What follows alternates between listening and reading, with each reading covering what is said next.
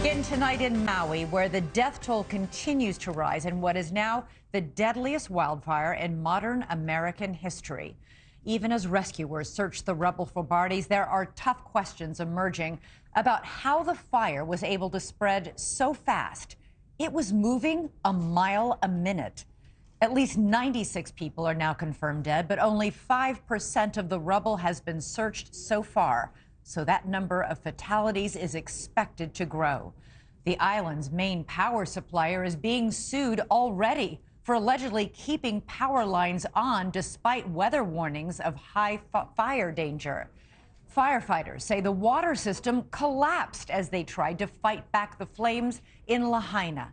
An island surrounded by ocean had no water to extinguish the fire. And residents say they got no official warning of an emergency, giving them very little time to run for their lives.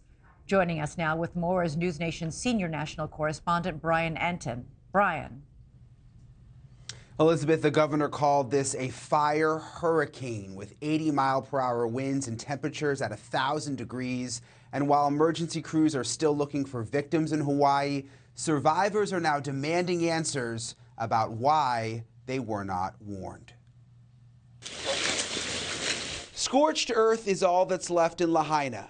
Before and after pictures show that the historic Hawaiian town is gone. The fire spread 1 mile every single minute. I saw one Fred dead on the ground like a piece of charcoal, like Pompeii almost, just dead. I mean, there's nothing you could do. It was that fast. Shock and disbelief now turning to anger and outrage for many on the island. The big question, why wasn't there a warning? Hawaii has the most extensive siren warning system in the world, but the sirens were silent. Hawaii Governor Josh Green says authorities were given wrong information. One fire was deemed to be out.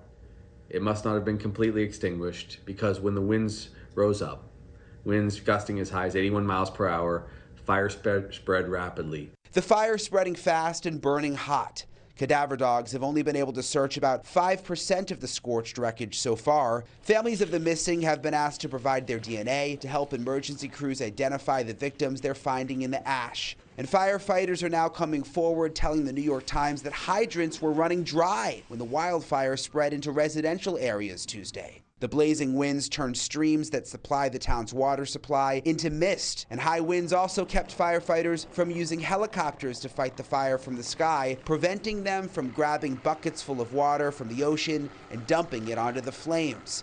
Locals say it was the perfect storm. No sirens, there were no text messages, there were no police, firemen coming by. The only reason I knew there was a fire because I saw people running for their life. Everything was blocked by police to go south, the safe way.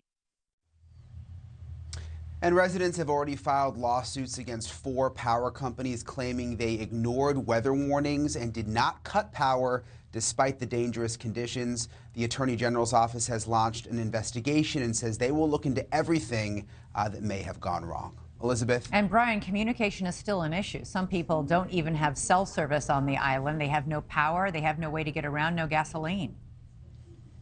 Yeah, they're basically stuck. It's unbelievable now, almost a week out. Still no cell phone service. You mentioned it, the power's been cut. They didn't cut the power before, but they cut the power now. Still so many people missing. If you look on social media, I mean, it's just heartbreaking. You have these loved ones begging for answers about where their family members are. The hope is, since there's no cell phone service, perhaps some of those people just aren't able to make contact yet. All right, Brian Entin, thanks so much. Thanks so much for watching. Go to joinnn.com to find NewsNation on your television provider.